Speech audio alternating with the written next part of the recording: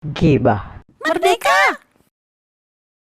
Digitalisasi 2021. Banyak yang bilang isunya itu dunia sedang ibaratnya ngereset ekonomi akibat dampak perang dagang antara Cina dan Amerika. Kesini dunia digital merambah.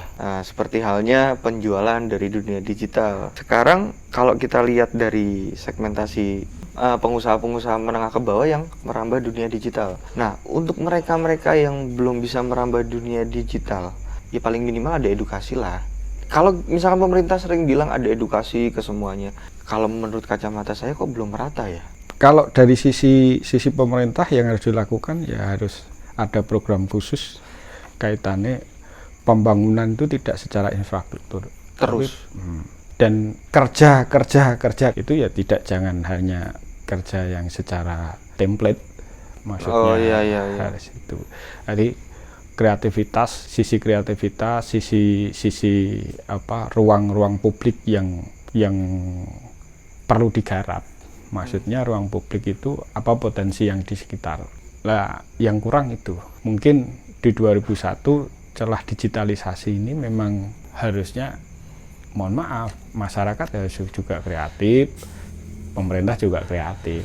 Tapi intinya di pemerintah sih, policy-nya sih. Kalau saya, pemberdayaan masyarakat itu lebih penting. Karena yang saya tahu, di tingkatan RT aja pengajuan program pembangunan di awal tahun anggaran, itu screeningnya luar biasa. Yang saya dengar sekarang memang infrastruktur sudah dikurangi sekian persen. Mungkin arahnya untuk pemberdayaan, saya kurang tahu. Tapi faktanya memang seperti itu.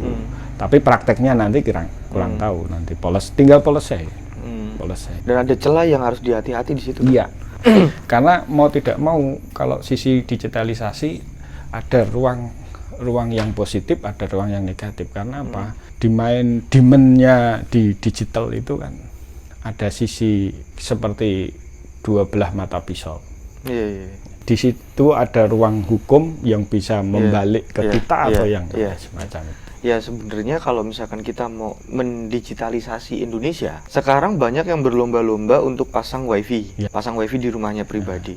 Kalau kita melihat beberapa negara, di setiap ruang publik itu kan sudah ada wifi gratis. Berarti harusnya ada yang saya tekankan tadi, penggarapan ruang publik. Bisa jadi program itu pemerintah mencanangkan dalam satu daerah atau tingkatan RT itu harus ada program masyarakat melek digital. Nah, itu.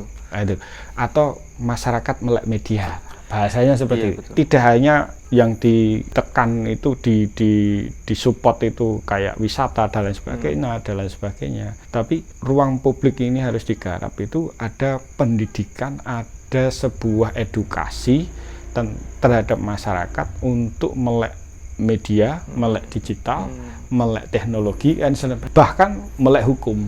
Karena mau tidak mau masyarakat dituntut untuk digitalisasi, berarti masyarakat harus paham hukum. Tidak serta-merta membuat konten yang bermuatan media dan bermuatan digital terus tanpa harus tidak paham tentang edukasi hukum.